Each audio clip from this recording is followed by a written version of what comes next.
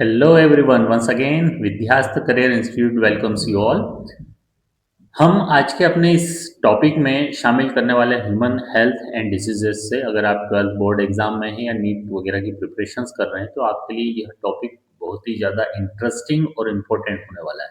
ठीक है, इस टॉपिक में हम कवर करेंगे इम्यून सिस्टम को लेकर। ठीक है, हमारी बॉडी में कितने तरह का इम्यून सिस्टम काम करता है, इननेट इम्यून सिस्टम क्या होता है, या फिर हम बोल रहे हैं एक्वायर्ड इम्यून क्या होता है, इम्यूनाइजेशन किसको बोल रहे हैं, टी लिम्फोसाइट, बी लिम्फोसाइट्स क्या होते हैं। और 12th का सबसे इम्पोर्टेंट क्वेश्चंस बनता है जनरली एक्टिव और पैसिव इम्यूनिटी को लेकर। तो ये सारे क्वेश्चंस हम इस टॉपिक में कवर करने वाले हैं। अगर आप 12th बायोलॉजी के स्टूडेंट्स हैं या नीट की प्रिपरेशंस कर रहे हैं तो आपके लिए यह टॉपिक बहुत ही ज़्यादा इंपॉर्टेंट होने वाला है, क्योंकि ये बड़ा हाई वेटेज वाला टॉपिक है। ठीक है, तो इसको आप शुरुआत से लास्ट तक बिल्कुल फुल फोकस के साथ में समझें। ठीक है, तो चलें शुरू करते हैं हम हमारा आज का topic human health and diseases में इम्यून सिस्टम को लेकर। तो इम्यून सिस्टम हम किसे बोलेंगे कि it is the system that gives the immunity to our body.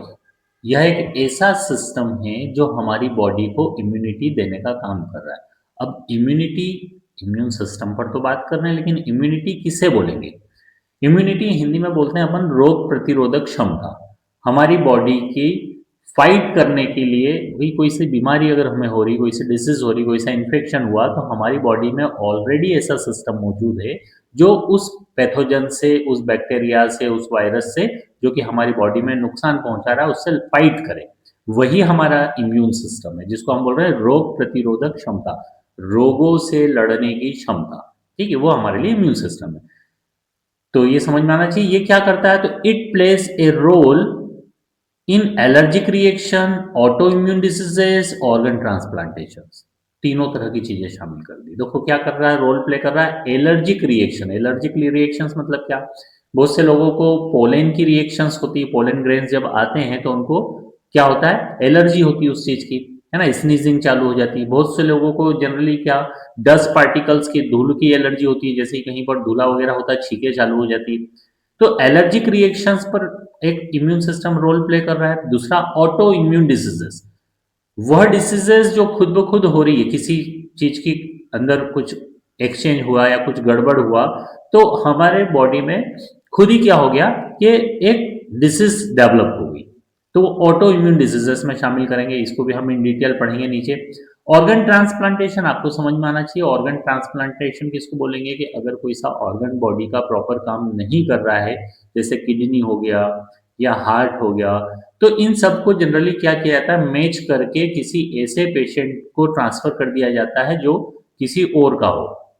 तो जिसको जरूरत है उसको दे दिया जाता है किसी दूसरे का ऑर्गन निकाल कर, है ना। लेकिन हर किसी का ऑर्गन निकाल कर नहीं दे सकते, है ना। उसके पहले भी मैच किया जाता है सारी चीजों को, क्योंकि हमारी बॉडी में क्या है कि इम्यून सिस्टम डेवलप है, रिजेक्शन दे देती है। आप देखें कि छोटा सा ब्लड ट्रांसफर करना होता है या ट्रांसफ्यूजन करना होता है ब्लड का, किसी पेशेंट को ब्लड की रिक्वायरमेंट होती है, तो भी वहां पर टेस्ट किया जाता है कि ए पॉजिटिव वाला है तो ए पॉजिटिव वाले को ही ब्लड दिया जाएगा, ए पॉजिटिव का ही ब्लड लेकर दिया जाएगा, बी वाला है तो बी का ही लेकर दिया जाएगा। तो ये सारी चीजें क्यों चेक की जाती है? हर किसी का नहीं दिया जा सकता। क्यों? क्योंकि वहां पर एक इम्यून सिस्टम हमारी बॉडी में काम कर रहा है, वो तत्काल आइडेंटिफाई कर लेगा फॉरेन मटेरियल को और क्या कर देगा, रिजेक्ट कर देगा। ठीक है, तो ये जनरली हमें समझ में आना चाहिए। It include the lymphoid organs, tissues, cell and antibodies. देखो क्या क्या चीजें शामिल है, ये सब हम नीचे पढ़ने वाले हैं। Lymphoid organs, tissue, cells, antibodies, ये सारी चीजें हमारे लिए इसमें आती है। इनमें ये सारी चीजें शामिल की गई पूरे इम्यून सिस्टम में। ठीक है, तो देखो सबसे फर्स्ट हमारे लिए क्या है, लिम्फॉइड ऑर्गन्स। लिम्फॉइड ऑर्गन्स क्या है कि these are the organs where the origin, maturations and proliferation, तीन काम हो रहे हैं। किसके? लिम्फोइड्स के। लिम्फोइड्स किसको बोल रहे हैं? लिम्फोसाइट्स किसको बोल रहे हैं? लिम्फोसाइट जनरली हमारी डब्ल्यूबीसीज, व्हाइट ब्लड सेल जो कि ब्लड में होती है ना, बोन मेरो वगैरह में डेवलप होने का काम होता है। तो ये हम बोल रहे हैं व्हाइट ब्लड सेल्स, ये हमारे लिम्फोसाइट्स है। ये रोग प्रतिरोधक क्षमता डेवलप करने का काम करती है, ये बॉडी का इम्यून सिस्टम जनरेट करने का काम करती है। तो पहला हमने बोल दिया कि वह जगह जहां पर ओरिजिन हो रहा है लिम्फोसाइट्स का, मैच्योरेशन हो रहा है लिम्फोसाइट्स का और पोलिफरेशन हो रहा है। पोलिफरेशन मतलब एक सेल, दो सेल से 5 सेल, 10 सेल बढ़ रही है ना, पोलिफरेट हो रही है। तो ये हमारे लिए लिम्फोइड्स में पोजिशंस पर आएंगे। तो ये जनरली दो तरह से होते हैं, एक हो गया प्राइमरी, दूसरा हो गया क्या, सेकेंडरी। अब प्राइमरी लिम्फोइड ऑर्गन्स में क्या शामिल है, तो हम ये बोल रहे हैं कि here the mature lymphocyte differentiate into the antigen sensitive lymphocytes. यहाँ पर जो लिम्फोसाइट्स मेच्योर हो गए हैं वो डिफरेंशिएट करते हैं, अपने आप को चेंज कर लेते हैं किसमें, तो हम बोल रहे हैं इनटू एंटीजन सेंसिटिव लिम्फोसाइट्स में, कि बाहर से कोई सा एंटीजन आया तो तत्काल आइडेंटिफाई कर लेंगे और इम्यून सिस्टम को एक्टिव कर देंगे। ये कहाँ पर है, तो जैसे एग्जांपल बता रहा था, बोन मेरो एंड थाइमस।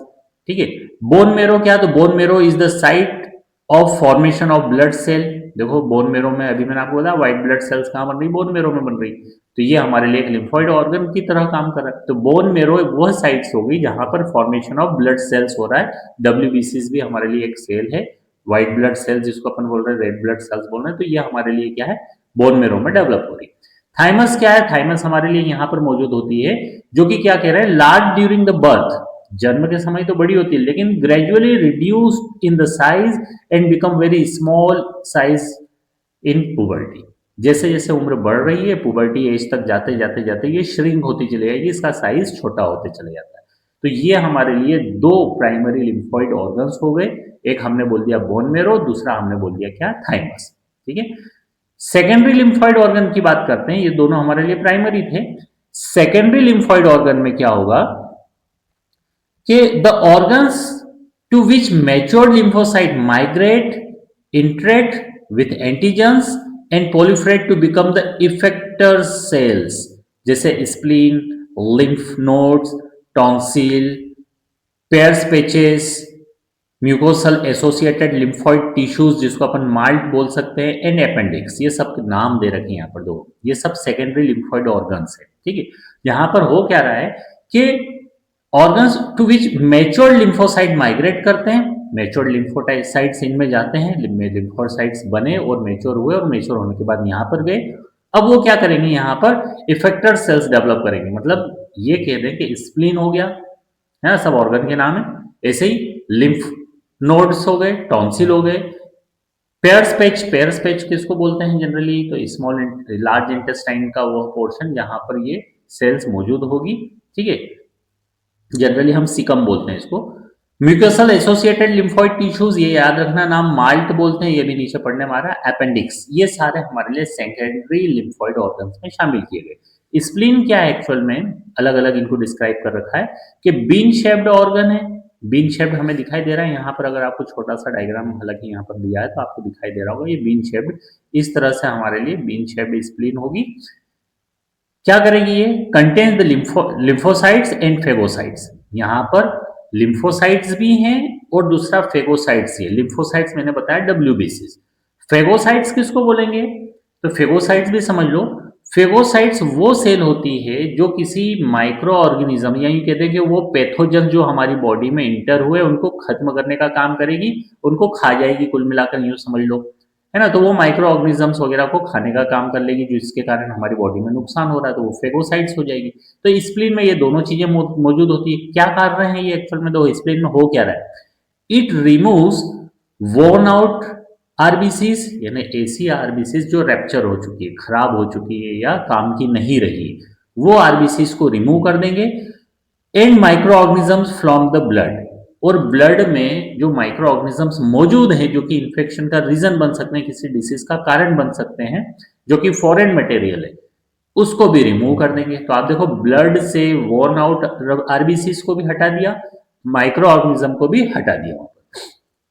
दूसरा ये बोल रहे हैं कि फिटस में स्प्लीन क्या काम करती है, स्प्लीन का एक बहुत बड़ा रोल है फिटस के टाइम में, कि it is a reservoir of the erythrocytes in foetus. Foetus में, फिटस मतलब जब बच्चे का एम्ब्रियोनिक डेवलपमेंट चल रहा है, तो वो फिटस हम कंसिडर कर लो कि फिटस में इरिथ्रोसाइट्स का एक स्टोर रूम है, ये रिजर्वायर है spleen.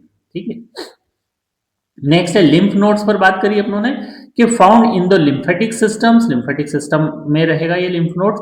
They trap the micro organisms, ये क्या करेंगे, माइक्रो ऑर्गेनिजम्स को ट्रैप करने का काम कर लेंगे, अपना माइक्रो ऑर्गेनिज्म को जकड़ लेंगे जाल बनाकर, और क्या करेंगे ये, वो दूसरे एंटीजन्स अगर कोई से मौजूद है उनको भी रोक लेंगे। ये ट्रैप करेंगे एंटीजन को और क्या कर देंगे, एक्टिवेट द लिम्फोसाइट्स, लिम्फोसाइट्स को एक्टिव कर देंगे ताकि हमारा इम्यून सिस्टम जाग जाए और उस माइक्रो ऑर्गेनिज्म जिसके कारण नुकसान होने वाला है उसको रोका जा सके। ठीक है, ऐसे ही माल्ट, माल्ट का फुल फॉर्म मैंने अभी आपको बताया, म्यूकोसल एसोसिएटेड लिम्फोइड टिश्यूज। ठीक है, ये माल्ट बोल रहे हैं generally, MALT, located with in the lining of respiratory digestive urinogenital tracks. आप देखो रेस्पिरेटरी सिस्टम में, डाइजेस्टिव सिस्टम में और यूरिनोजेनाइटल ट्रैक, इन सब में लाइनिंग का काम, लाइनिंग से मतलब क्या, एक लेयर बनाने का काम कर रहे हैं। इसमें लगभग लगभग 50% ऑफ लिम्फोसाइट टिश्यूज मौजूद होते हैं।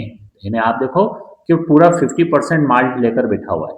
ठीक है, ऐसे ही इम्यूनिटी की अगर बात करें तो इम्यूनिटी, तो आपके लिए क्वेश्चन इंपॉर्टेंट बनने वाला है, ये एग्जाम में आता है, मोस्ट इंपॉर्टेंट क्वेश्चन है इम्यूनिटी का, कि it is the ability of immune system to fight with the pathogens. Immunity किसको बोलते हैं, हर किसी की इम्यूनिटी एक जैसी नहीं रहती, किसी के पास में कम पावर होता है, कोई छोटी सी सर्दी जुकाम हुआ तो ही ज्यादा बीमार हो गया, कोई ज्यादा ठंड में काम कर ले रहा है या उसको इन्फेक्शन भी हो रहा है तो इतना ज्यादा बीमार नहीं हो रहा है, कोई जल्दी ठीक हो जाता है 2 रोज में, कोई 7 रोज में ठीक हो रहा है। तो इम्यूनिटी सबकी अलग अलग है, इम्यून पावर सबका अलग अलग है, उनके मैकेनिज्म बॉडी के ऊपर डिपेंड करता है, उनका बॉडी का मैकेनिज्म कैसा चल रहा है। ठीक है, तो एबिलिटी ऑफ इम्यून सिस्टम, किसी भी व्यक्ति की, इंडिविजुअल की इम्यून सिस्टम की वह एबिलिटी जो पैथोजन से क्या कर सके, फाइट कर सके, वही हमारे लिए इम्यूनिटी कहला रही है। ये 2 तरह से हो सकती है, मोस्ट इंपोर्टेंट क्वेश्चन है, आप समझ लेना है ना इस चीज को अच्छे से।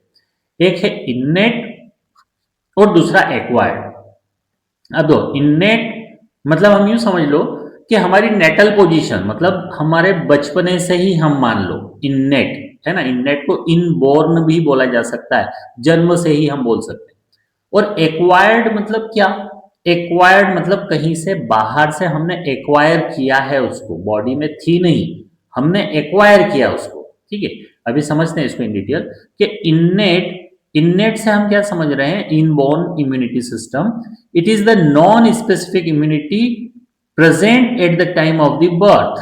ये कोई ज्यादा स्पेसिफिक इम्यूनिटी नहीं है, तो सबके पास में मौजूद होगी, जन्म से ही, जन्म हुआ है तो उसके पास में यह इम्यूनिटी मौजूद रहेगी। 4 टाइप्स दे रखे हैं इसके, it include the 4 types of barriers. कैसे बैरियर्स हैं, तो दो फिजिकल बैरियर, सबसे पहले स्किन आती है। स्किन का काम क्या है, प्रोटेक्शन करने का काम है, बाहर की जो माइक्रो ऑर्गेनिजम्स है वो सीधा सीधा हमारी बॉडी में इंटर नहीं कर सके, तो पूरी बॉडी को कवर करने का काम कर रही है स्किन। तो स्किन का काम क्या है, prevent the entry of foreign bodies, बाहर की जो भी फॉरेन बॉडीज या माइक्रो ऑर्गेनिजम्स है उनको इंटर करने होने से रोकने का काम कर रही है। Mucus coating of the respiratory, gastrointestinal and urinogenital tracts to trap the microbes. और दूसरा क्या कर रही है, म्यूकस कोटिंग करने का काम कर रही है, रेस्पिरेटरी में, गैस्ट्रोजेनाइटल में, यूरिनोजेनाइटल में, गैस्ट्रो इंटेस्टाइनल और यूरिनोजेनाइटल ट्रैक में क्या करने का काम कर रही है, लेयरिंग करने का काम कर रही है, ताकि माइक्रोब्स को क्या किया जा सके, पकड़ा जा सके, रोका जा सके या ट्रैप किया जा सके। दूसरा फिजियोलॉजिकल बैरियर्स, जैसे कि क्या, फॉर एग्जांपल गैस्ट्रिक एचसीएल हो गया, स्लाइवा हो गया, टीयर हो गए हमारे, ये सब क्या हो गए, जनरली फिजियोलॉजिकल बैरियर्स हो गए। जैसे कि फॉर एग्जांपल अगर हो सकता है कोई सा हमने खाना खाया, रॉ मटेरियल खा लिया हमने, बहुत सारी चीजें हम ऐसा कर लेते हैं कि क्या करते हैं, बिना पकाए बिना गर्म किए उसको खा लेते हैं। जैसे कि हमने गाजर खा ली, धोया और खा लिया, हो सकता है उसके ऊपर माइक्रो ऑर्गेनिजम्स थे। कितने ही माइक्रो ऑर्गेनिजम्स ऐसे होते हैं जो कि कैसे होते हैं, थर्मल रेजिस्टेंस शो करते हैं, मतलब उनको कितना भी गर्म कर दो वो मरते नहीं, तो वो भी हमारे खाने के थ्रू अंदर पहुंच जाते हैं। कोई से पानी के माध्यम से अंदर पहुंच गए, हम ब्रीदिंग ले रहे हैं, एटमॉस्फेयर से मौजूद हैं, वो अंदर चले गए। तो कितनी ही बार हमारे गैस्ट्रो इंटेस्टाइनल ट्रैक में एचसीएल सिक्रीट होता है, जिसको अपन बोल रहे हैं गैस्ट्रिक एचसीएल, तो वो उनको खत्म करने का काम कर सकता है। हमारे मुंह में जो स्लाइवा आ रहा है, उस स्लाइवा वो भी इसका काम कर सकता है। आंखों के थ्रू जनरली आंसू आ रहे हैं, टीयर आ रहे हैं, वो भी जनरली क्या कर सकता है, माइक्रो ऑर्गेनिज्म को या पैथोजेंस को ब्रेक रोकने का काम कर सकता है, ट्रैप करने का काम कर सकता है। तो ये सारे क्या कहला रहे हैं, जनरली फिजियोलॉजिकल बैरियर कहला रहे हैं। ठीक है, ऐसे सेल्यूलर बैरियर्स की बात करते हैं। सेल्यूलर बैरियर्स में आते हैं हमारे लिए जनरली फेगोसाइट, जो कि अभी मैंने आपको ऊपर बताया था कि जो कि डब्ल्यूबीसी की तरह होते हैं।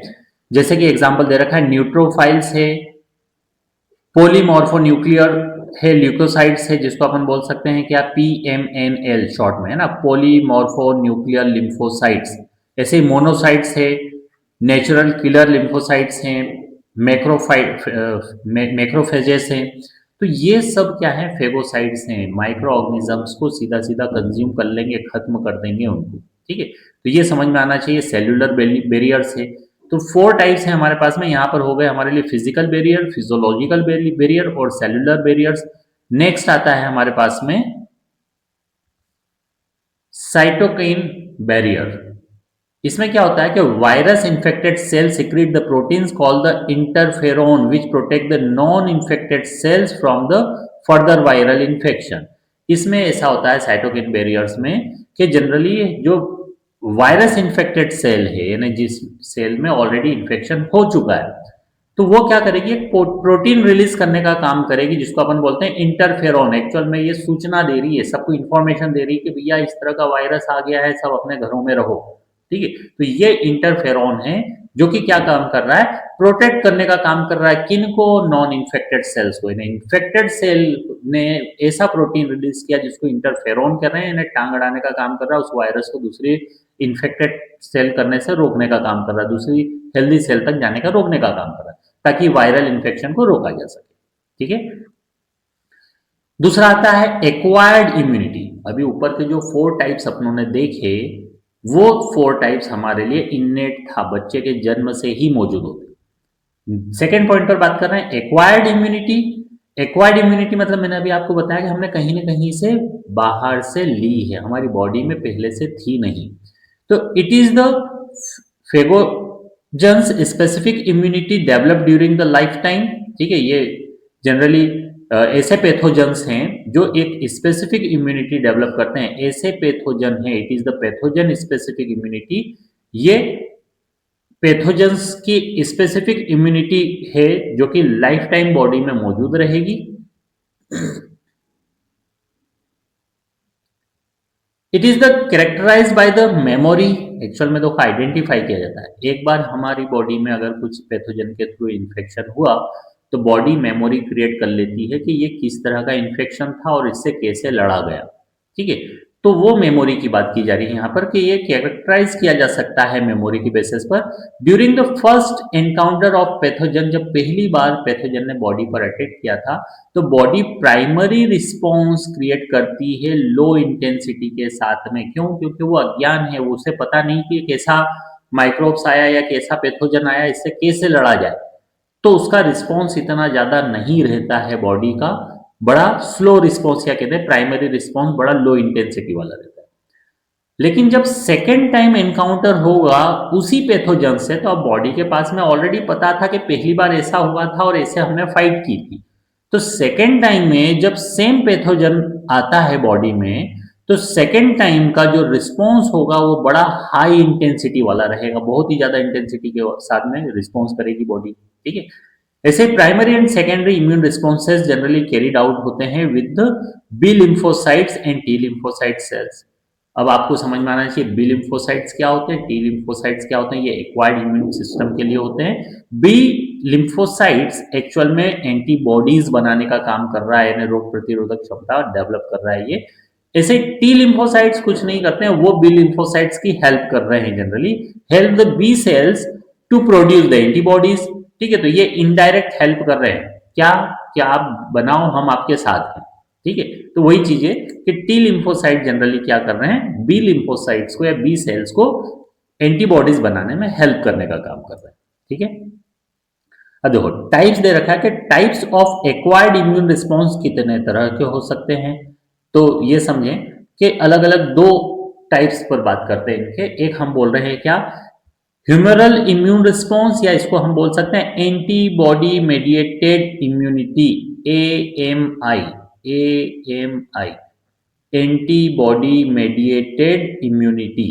ठीक है, इसको हम ह्यूमरल इम्यून रिस्पॉन्स भी बोल सकते हैं। It is the immune response mediated by the antibodies. तो ऐसा रिस्पॉन्स है जो एंटीबॉडीज के द्वारा हो रहा है।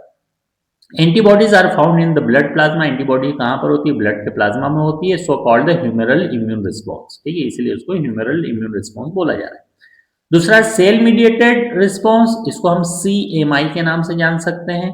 CMI सेल मीडिएटेड रिस्पॉन्स, या यूं बोलते हैं सेल मीडिएटेड इम्यूनिटी। ठीक है, it is the immune response mediated by the T lymphocyte, यानी टी सेल के थ्रू रिस्पॉन्स दिया जा रहा है। The body can differentiate self and non self and CMI causes the graft rejection. Body क्या कर लेती है, आइडेंटिफाई कर लेती है। मैंने अभी आपको चैप्टर इस टॉपिक के बिगिनिंग में बोला था कि हम छोटा सा अगर ब्लड का ट्रांसफ्यूजन भी करवाते हैं तो जनरली क्या करते हैं, आइडेंटिफाई कर उसको टेस्ट करवाते हैं कि सेम ब्लड है या नहीं। क्यों? क्योंकि बॉडी रिजेक्शन दे देती है। तो वही चीज यहाँ पर है कि टी लिम्फोसाइट्स यहाँ पर क्या काम कर रहे हैं, बॉडी आइडेंटिफाई कर लेती है कि ये सेल्फ और नॉन सेल्फ में डिफ्रेंशिएट कर लेती है कि ये खुद का है या नहीं है, यानी ये कहीं ना कहीं फॉरेन है या मेरा खुद का है, ये आइडेंटिफाई कर लेती है। और जनरली CMI क्या कर देगा, जनरली सेल मेडिएटेड इम्यूनिटी क्या कर देगी, ये सीधा सीधा रिजेक्शन दे देगी। ग्राफ्टिंग रिजेक्शन, ग्राफ्ट मतलब क्या, किसी चीज को हमने ट्रांसप्लांट किया मतलब ग्राफ्टिंग की।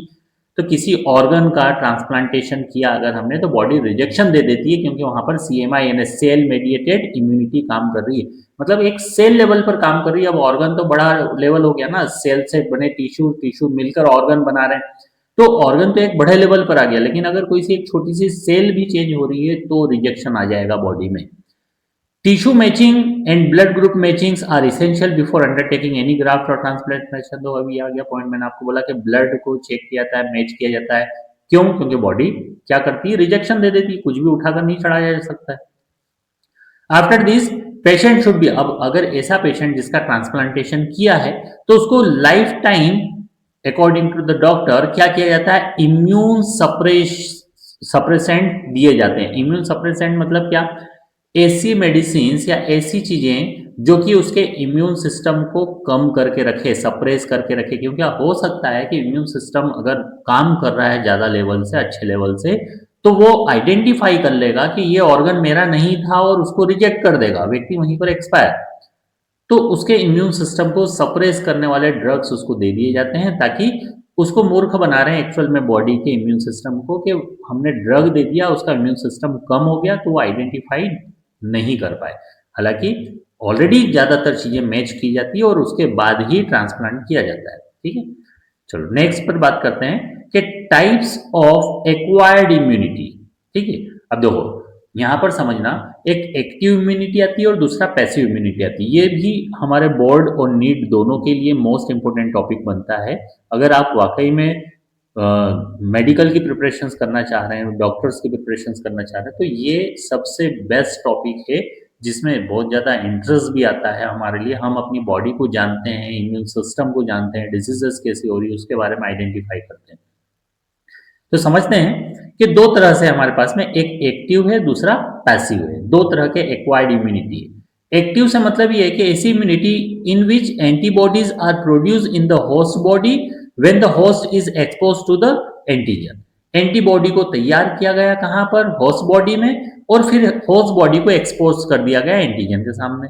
Living or dead microbes or the other protein, generally उनके बेसिस पर हम एग्जांपल ले सकते हैं।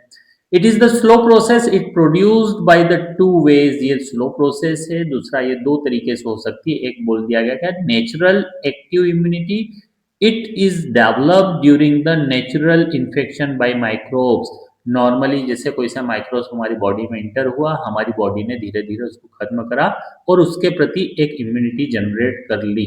नेचुरली प्रोसेस, नॉर्मल प्रोसेस जिसको अपन बोल रहे हैं, नेचुरली हो रही है, तो नेचुरल एक्टिव इम्यूनिटी बोला उसको। ठीक है, ऐसे आर्टिफिशियल एक्टिव इम्यूनिटी बोला दूसरा, कि it is developed by the injecting the microbes deliberately during the immunization. अब फिर हम क्या कर रहे हैं कि किसी माइक्रोब्स को इंटर करवा रहे हैं हमारी बॉडी में, इंजेक्टिंग करवा रहे हैं। मतलब क्या, कि वो माइक्रोब्स इंजेक्ट हो हमारी बॉडी में। एक्चुअल में हम इम्यूनाइजेशन करवाना चाह रहे हैं कि इम्यूनाइजेशन हो। आप देखो कि अभी कोविड-19 जब आया था तो उसके वैक्सीनेशन लगे, तो हुआ क्या, उसी को इंजेक्ट करवाया हमारी बॉडी में। तो मतलब माइक्रोब्स को क्या किया जा रहा है, इंजेक्ट करवाया जा रहा है ताकि हमारी बॉडी जनरेट कर दे। तो आर्टिफिशियल तरीके से इंजेक्ट करवा रहे हैं, नेचुरली इंजेक्ट नहीं हो रहा है, तो आर्टिफिशियली तरीके से इंजेक्ट करवाया। तो ये एक्टिव इम्यूनिटी कहलाई। पैसिव में क्या हो रहा है कि here are the readymade antibodies are directly given to the body. सीधी सीधी तैयार की गई एंटीबॉडी दे दो। क्यों? क्योंकि समय कम है।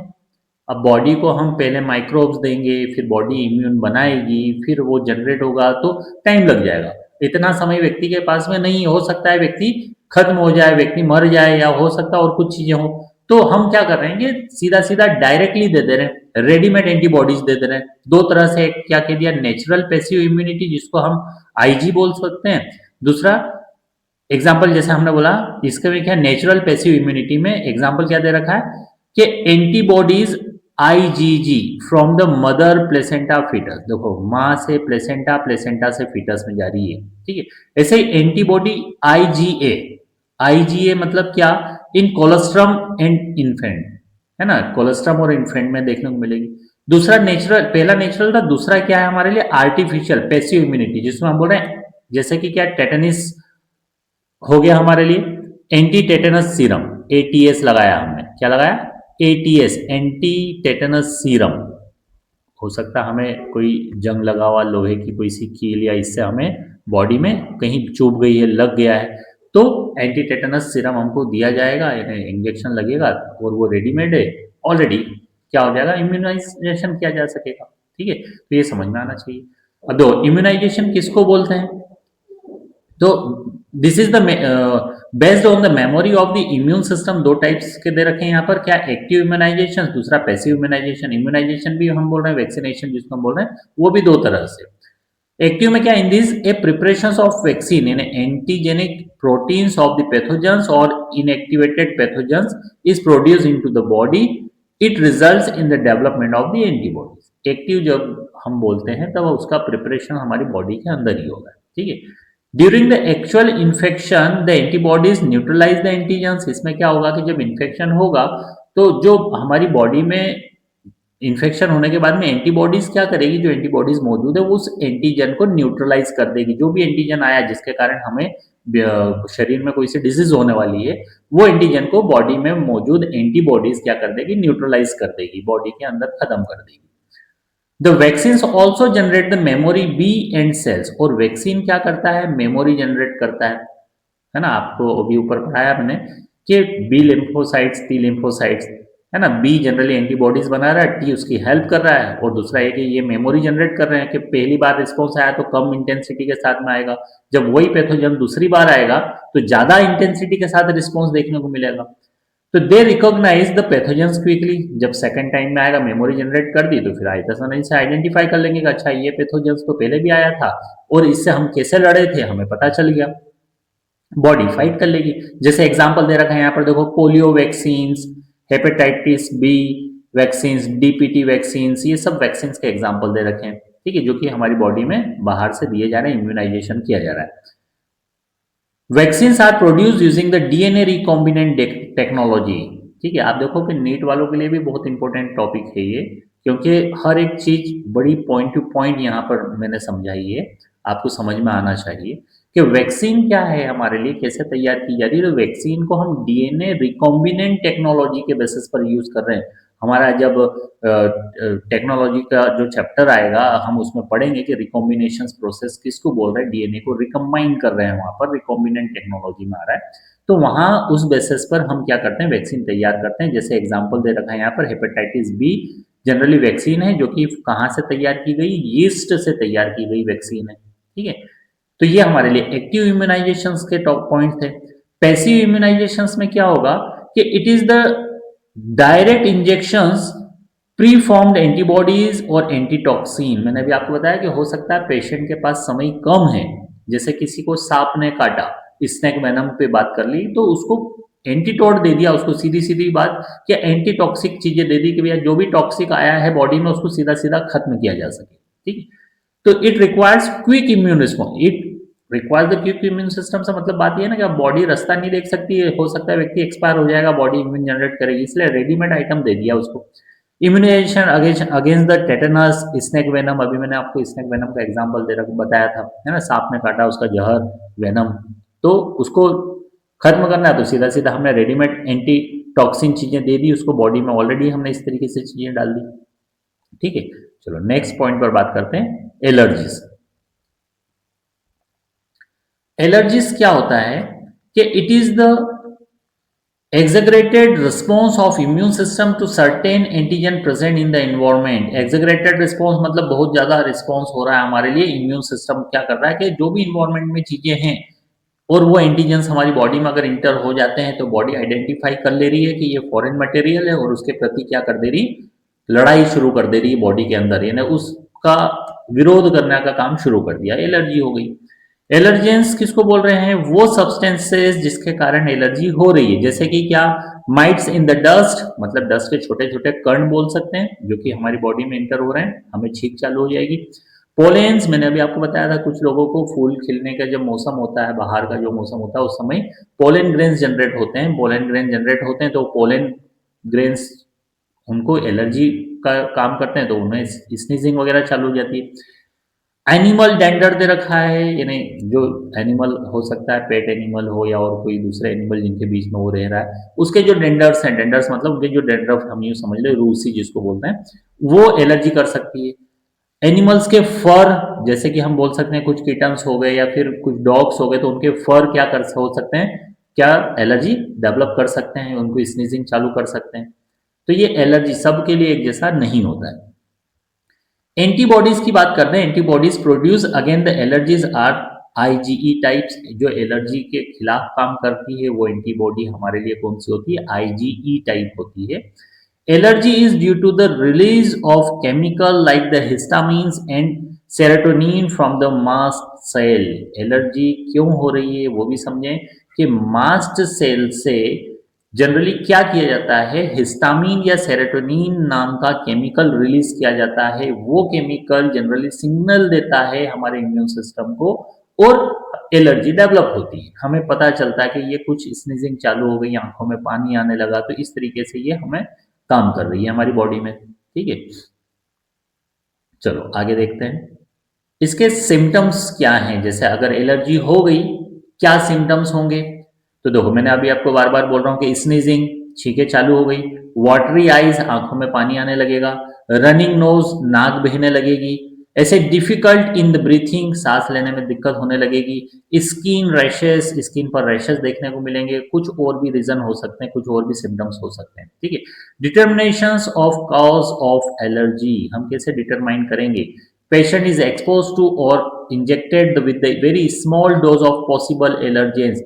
आइडेंटिफाई करने के लिए पेशेंट्स को उस छोटा सा डोज दिया जाता है उस एलर्जेंट्स का, क्यों टेस्ट किया जाता है ना, किसके द्वारा हुआ था ये एलर्जी, कैसे हुई थी, तो उस एलर्जेंस का छोटा सा डोज दिया जाता है और क्या रिएक्शन हो रही है उसकी स्टडी की जाती है। ट्रीटमेंट क्या होगा? तो treatment drugs like the antihistamine, adrenaline and steroids quickly reduce the symptoms of allergy. Histamine release हो रहा था, सेरोटोनिन रिलीज हो रहा था, तो इनके सब एंटी दे दो। एंटी हिस्टामिन रिलीज हुआ था तो एंटी हिस्टामिन दे दिया, एड्रेनालिन दे दिया, स्टेरॉइड्स दे दिया, तो ये क्या करेंगे? एलर्जी को बड़ी जल्दी से खत्म कर देंगे। अस्थमा जनरली एक तरह से रेस्पिरेटरी डिसीज है ड्यू टू द एलर्जी, है ना, डस्ट पार्टिकल के कारण हो रहा है।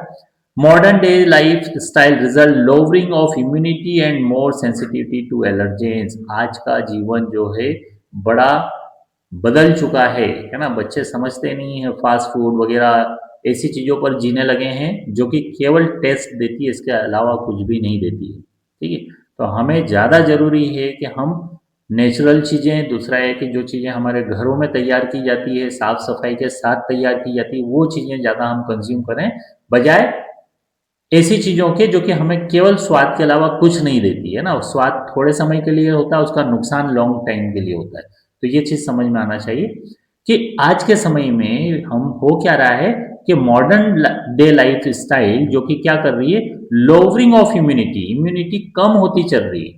अब इम्यूनिटी कम हो गई, बॉडी की लड़ने की क्षमता कम हो गई, तो कोई सी भी छोटी सी डस्ट पार्टिकल हुआ या और कुछ भी हुआ, बॉडी को बड़ा आसानी से एलर्जी दे देगा, तो हमारे वो एलर्जेंस बड़ा आसानी से बॉडी पर हावी हो जाएगा, एलर्जी हो जाएगी। ठीक है, तो हमारे खान पीन में, रहने खाने पीने की स्टाइल, लाइफ स्टाइल, इन सबको सुधारें हम लोग। ठीक है, चलो आगे देखते हैं ऑटो इम्यूनिटी किसे बोल रहे हैं कि it is the condition in which the body attacks self cells. मैंने भी आपको स्टार्टिंग में भी ये चीज बताई थी कि ऑटो इम्यूनिटी मतलब क्या हो रहा है कि ये वह कंडीशन है जिसमें बॉडी अटैक कर लेती है अपनी खुद की ही सेल पर, खुद की ही सेल को खत्म करने का काम कर रही है। क्यों? Due to the genetic and other unknown reason. कुछ हो सकता है जेनेटिकल रीजन हो या फिर कुछ अननोन रीजन हो जिसके कारण बॉडी अपनी ही सेल पर अटैक करके खत्म करने का काम कर रही है। ठीक है। It leads to the auto immune diseases, जिसके कारण ये ऑटो इम्यून डिसीजेस में आता है, जैसे कि क्या, रिमेटॉइड्स आर्थराइटिस दे रखा है, ल्यूपस भी इसमें ही आता है। ठीक है, ये एग्जांपल दे रखा है, तो ये समझ में आना चाहिए ऑटो इम्यूनिटी किसको बोलते हैं। ठीक है। नेक्स्ट दे रखा है एक्वायर्ड, एड्स की बात कर रहे हैं। एड्स का फुल फॉर्म जो है वो क्या है? Acquired immuno deficiency syndrome.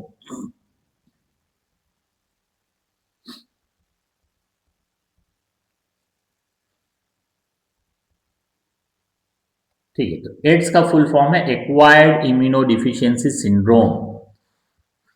अब एक्वायर्ड किया है ना हमने, एक्वायर्ड मतलब क्या, बॉडी में नहीं हुआ ना, बाहर से लिया गया एक्वायर्ड है ये तो।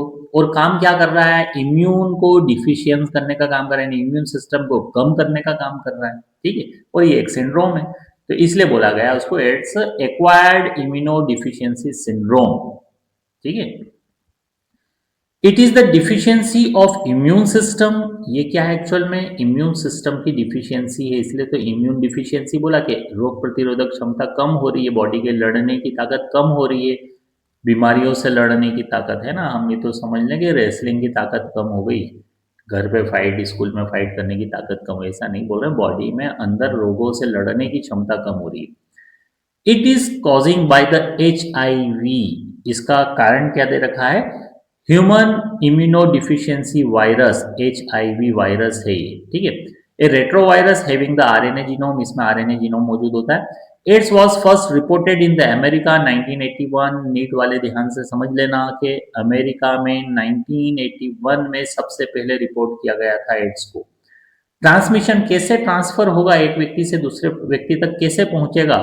तो सबसे पहला पॉइंट दे रखा है sexual contact with infected person. अगर कोई से व्यक्ति को एड्स है, HIV पॉजिटिव है, तो उसके साथ में सेक्सुअल कांटेक्ट में आने से ये एड्स फैल सकता है। ठीक है। अब सबसे महत्वपूर्ण बात कि केवल सेक्सुअल कांटेक्ट में आने से ही एड्स नहीं फैलता है, दूसरे भी रीजन हैं, दूसरी भी चीजें हैं जो हमें बहुत ध्यान से समझने वाली चीजें हैं, क्योंकि ये एक ऐसी बीमारी है या एक ऐसा सिंड्रोम है जो कि हमारे लाइफ में 5 से 10 सालों बाद पता चलता है कि ये हुआ है। इन्हें तत्काल उभर कर सामने नहीं आता है, इन्हें हमें तो बाद में होने के बाद 5 से 10 साल बाद पता चलेगा कि HIV पॉजिटिव हैं। तो इसलिए इनके कॉजेस प्लस ये समझ में आना चाहिए कैसे हो रहे हैं ना, क्या कारण है, ये कैसे फैल रहा है, ये तो ये समझ में आना चाहिए, इसका ट्रांसमिशन कैसे। तो बहुत बहुत बहुत ज्यादा इंपॉर्टेंट पॉइंट आ रहा है, ये वाला समझे ध्यान से कि ट्रांसफ्यूजन ऑफ कंटेमिनेटेड ब्लड और ब्लड प्रोडक्ट्स, ऐसा कुछ ट्रांसफ्यूज करा है अगर किसी ने पेशेंट को ब्लड डोनेट किया, हो सकता है उस व्यक्ति को HIV पॉजिटिव था, तो उसके ब्लड के थ्रू या उसका ब्लड प्लाज्मा, ब्लड प्रोडक्ट मतलब हमने बोल दिया ब्लड का प्लाज्मा डोनेट किया है, तो उसके थ्रू भी जनरली ये क्या हो जाएगा, ट्रांसफर हो जाएगा। आप समझो ध्यान से कि जब तक कोई सी चीज सेक्सुअली कांटेक्ट में आ रहा है तो भी ट्रांसफ्यूजन हो रहा है। दूसरा ये कि ब्लड डोनेट कर रहा है तो एक व्यक्ति का ब्लड दूसरे व्यक्ति में जा रहा है, मतलब भी ट्रांसफ्यूजन हो रहा है। तो जब भी फ्लूइड ट्रांसफर होगा एक जगह से दूसरी जगह पर, तो HIV पॉजिटिव अगर है तो हेल्दी पर्सन में भी वो फैल जाएगा, अगर वहां पर कहीं ना कहीं फ्लूइड ट्रांसफर हुआ है तो। ठीक है। अभी समझो एक और इंपॉर्टेंट पॉइंट आ रहा है कैसे फैल रहा है। Sharing of infected needles. पहले के समय में ये होता था कि इंजेक्शन लगाया जाता था तो एक ही इंजेक्शन से सबको ठोक दिया जाता था। ठीक है। इंजेक्शन को गर्म पानी में उबाल लिया जाता था, बहुत बार ऐसा भी देखा जाता था कि गर्म पानी में रख दिया जाता था, लेकिन एक ही इंजेक्शन, एक ही निडिल हुआ करती थी, उस निडिल से ही सभी पेशेंट को लाइन से इंजेक्शन लगा दिए जाते थे। अब आजकल गवर्नमेंट ने क्या कर दिया है कि ऐसी निडल्स के लिए प्रायोरिटी दे दी गई है, ऐसी निडल्स आ गई कि वन टाइम डिस्पोजेबल इंजेक्शन बन गए कि एक बार लगाया और फेंका, एक बार लगाया और फेंका, अब रिपीट नहीं किए जाते हैं। तो शेयरिंग ऑफ इन्फेक्टेड हो सकता है कि अगर सीरिंज जो थी हमारे पास में इन्फेक्टेड निडल्स, हमने किसी को इंजेक्शन लगाया, वो HIV पॉजिटिव था, वही इंजेक्शन किसी दूसरे को लगा दिया, उसको भी HIV पॉजिटिव हो गया, इन्फेक्शन हो गया उसको भी। ठीक है। तो समझ में आना चाहिए, ये जो पॉइंट्स बता रहा हूँ इंपॉर्टेंट पॉइंट्स है, केवल सेक्सुअल कॉन्टेक्ट से ही एड्स नहीं फैल रहा है, दूसरे भी रीजन है यहाँ पर। दूसरा है कि from infected mother to the child through the placenta. हो सकता है बच्चे का एम्ब्रियोनिक डेवलपमेंट के दौरान जनरली माँ को एचआईवी पॉजिटिव था, एचआईवी पॉजिटिव थी माँ, और उस माँ के ब्लड सेल जब प्लेसेंटा के थ्रू बच्चे में जाएगी तो वो भी क्या हो जाएगा, एचआईवी पॉजिटिव हो जाएगा। ठीक है, तो ये चीज समझ में आना चाहिए। इसके अलावा भी कुछ रीजन मैं बता सकता हूँ, जैसे हालांकि यहाँ पर आगे आएगा क्या कि जैसे हम नाई के यहाँ पर गए, बार्बर के यहाँ कटिंग बनवाने गए, तो दाढ़ी बनवाने गए, कटिंग बनवाने गए, तो क्या करते हैं, ब्लेड चेंज करते हैं। ध्यान रखना जरूरी है ना, ब्लेड अगर नहीं चेंज कर रहा है तो उसको बोल दो कि भैया 5 रुपए ज्यादा ले लेना, तू तो ब्लेड चेंज कर दे। ठीक है, तो ब्लेड का चेंज करवाना इसलिए जरूरी है क्योंकि हम देखते हैं कि जब भी कटिंग दाढ़ी बनाई जाती है तो कहीं ना कहीं कट लग जाता है। अब कट लग गया तो हुआ क्या, उस ब्लेड पर ब्लड के पार्टिकल्स आ गए। अब हो सकता है जिसको कट लगा था वो एचआईवी पॉजिटिव हो। अब वो ब्लड पार्टिकल्स उसके ब्लड पर आ गए, अब वही ब्लड को हेल्दी पर्सन के लिए यूज कर लिया गया। अब वही ब्लड से हेल्दी पर्सन को लगाया और कट लग गया तो वो ट्रांसफ्यूजन हो गया, वहां पर वायरस वो हेल्दी पर्सन में भी पहुंच गया। तो ये चीज ध्यान से हमको समझ में आना चाहिए, है ना। 5 साल 10 साल बाद हमें भी याद नहीं रहेगा कि हम किस नाई के यहाँ पर कटिंग दाढ़ी बनवाने गए थे या किस हॉस्पिटल में इंजेक्शन लगवाने गए थे। ठीक है, किसने हमको ब्लड डोनेट किया था, कहाँ से क्या हुआ था, सारी चीजें याद नहीं रहती है। 10 से 5 सालों बाद हमको पता चलेगा कि एचआईवी पॉजिटिव। तो इसलिए ध्यान रखना जरूरी है, precaution is better than cure, है ना। तो ये चीज ध्यान रखना। High risk people of getting HIV, भैया सबसे ज्यादा एचआईवी पॉजिटिव होने की रिस्क किन में ज्यादा है, तो individual with the multiple sexual partner, ऐसे व्यक्ति जिनके सेक्सुअल पार्टनर बहुत सारे हैं, 1 2 5 10 सेक्सुअल एक्टिविटी वो कई लोगों के साथ में कर रहे हैं, तो मल्टीपल सेक्सुअल पार्टनर जिनके हैं उनको एचआईवी पॉजिटिव होने के चांसेस ज्यादा हैं।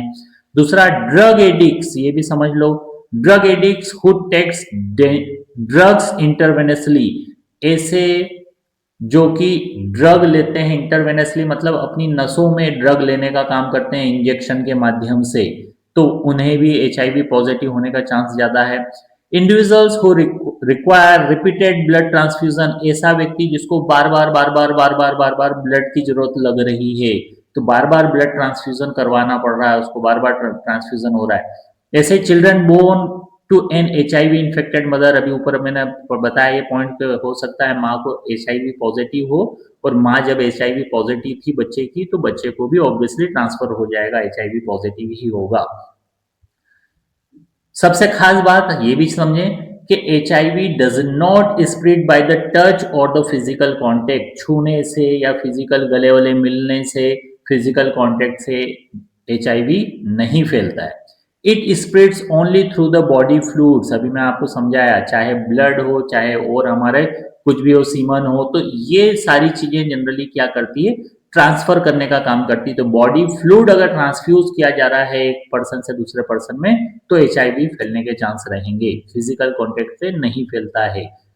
There is a time leg, देखो अब ये पॉइंट्स इंपॉर्टेंट है, देखो मैंने आपको बताया कि समय कितना, तो हम बोल रहे हैं फ्यू मंथ से लेकर 5 से 10 साल तक हो जाता है, जब हम कह सकते हैं कि अपियर हो रहे हैं symptoms, appearance of the symptoms, यानी 5-10 साल बाद सिम्टम्स पता चल रहे हैं कि अच्छा ऐसा हुआ है। ठीक है, तो ये चीज समझ में आना चाहिए हमें। दूसरा ये कि अगर हमें कुछ ऐसा लगता है तो कोई सोसाइटी से, हमारे समाज से, इस दुनिया से, है ना, हमें कोई शर्माने वाली बात नहीं है, कोई ऐसी बात नहीं है कि जिसमें हमने क्राइम किया है। ठीक है, हमेशा हमारा देखने का नजरिया सुधारना की जरूरत है यहाँ पर। ऐसा नहीं कि हमने एचआईवी पॉजिटिव कोई सा व्यक्ति है तो उसको हॉस्पिटल में जाकर डॉक्टर से छुप दब कर बताने की जरूरत है या घर परिवार में बताने की जरूरत है तो शर्म आ रही है, ऐसा बिल्कुल भी नहीं है। क्योंकि जरूरी नहीं कि केवल सेक्सुअल कांटेक्ट या मल्टीपल सेक्सुअल पार्टनर्स थे तो ही ये हुआ, बहुत सारे दूसरे भी रीजन यहाँ पर दे रखे हैं। ब्लड ट्रांसफ्यूजन का कारण दे रखा है एड्स को लेकर। ऐसे ही हम बात कर सकते हैं क्या कि नाई का मैंने एग्जांपल दिया, हम पार्लर गए, कहीं पर बार्बर के पास में कट लग गया, ट्रांसफ्यूजन हुआ तो हो गया, तो बहुत सारे ऐसे रीजन हैं। ठीक है, हम हमेशा 1 दिसंबर को एड्स डे सेलिब्रेट करते हैं। वो सेलिब्रेशन केवल इसलिए होता है ताकि हम अवेयरनेस ला सकें। ठीक है। अभी जो हम ये टॉपिक पढ़ा रहे हैं ये भी दिसंबर की आज 8 तारीख हो रही है, ठीक है। तो अभी अभी सेलिब्रेशन गया ये दिसंबर में, तो आपको समझ में आना चाहिए कि ये अवेयरनेस की जरूरत है हमें, ठीक है। आगे चीजें और हम समझेंगे इस चीज को लेकर कि क्या है ये लाइफ स्टाइल, क्या है इसकी, वो चीज समझते हैं हम लोग कि H I V enters body to macrophage act as a H I V factory, macrophage के रूप में जनरल वो मैक्रोफेज में इंटर हुआ, एक्चुअल में फैक्ट्री मतलब बहुत सारे वायरस डेवलप करते चले जाएगा, है ना। RNA genome replicates in the presence of reverse transcriptase, है ना। ये रिवर्स ट्रांसक्रिप्टेड एंजाइम की हेल्प से आरएनए जीनोम क्या करते जाएगा, अपने आप को रिप्लिकेट करते चले जाएगा, ताकि वो क्या बना सके, वायरल डीएनए बना सके। और वायरल डीएनए फिर क्या कर दिया जाएगा, होस्ट सेल में पहुंचा दिया जाएगा। Infected cells produce virus particles, फिर वहां पर इन्फेक्टेड जिस सेल में पहुंचा है वहां पर वायरस पार्टिकल डेवलप हो जाएंगे। फिर एचआईवी जनरली कहां पर, टी सेल में डेवलप हो जाएगा, टी सेल में पहुंच गया, फिर रिप्लिकेट्स होगा और प्रोड्यूस करेगा उसकी प्रोजेनी, यानी उसकी आने वाली जनरेशन को डेवलप करता जाएगा। फिर ऐसे ही क्या करेगा, अटैक करेगा दूसरी टी सेल को, फिर वहां से दूसरी टी सेल, तो धीरे धीरे धीरे टी सेल खत्म होती चली जाएगी, जो कि एंटीबॉडीज बनाने में हेल्प कर रही है, बॉडी का इम्यून सिस्टम डाउन होते चले जाएगा। तो इस तरह से ये लाइफ साइकिल चलती है इसकी, ठीक है। H I V infected person may be infected with the mycobacterium, viruses, fungi, parasites except like the toxoplasma. तो देखो छोटी से छोटी चीजें भी, अगर इन्फेक्टेड पर्सन है तो उसका इम्यून सिस्टम तो इतना डाउन हो गया है कि वो छोटे से बैक्टीरिया वायरस के कारण भी बीमार हो जाएगा और उसकी बीमारी बड़ा रूप ले सकती है, फाइनली डेथ हो सकती है व्यक्ति की, ठीक है। डायग्नोसिस कौन सा टेस्ट करवाते हैं इसके लिए, इसका बहुत मोस्ट इंपोर्टेंट टॉपिक है ये। तो इसमें भी समझिए एलिसा टेस्ट बोलते हैं जनरली, ये ऑब्जेक्टिव्स में भी आता है, 12th में, नीट में भी आता है, ठीक है। एलिसा टेस्ट जनरली इसको बोला जाता है एंजाइम लिंक्ड इम्यून सॉर्बेंट एसे, ठीक है। तो ये एलिसा टेस्ट करवाया जाता है, अगर एड्स के बारे में हमें टेस्ट करना है तो एलिसा टेस्ट के बेसिस पर आइडेंटिफाई किया जाता है। ट्रीटमेंट क्या है, दो ट्रीटमेंट, कोई ऐसा फिक्स प्रॉपर ट्रीटमेंट है नहीं। एंटीवायरल ड्रग्स दिया जाता है जनरली, है ना, ये पार्शियली इफेक्टिव है।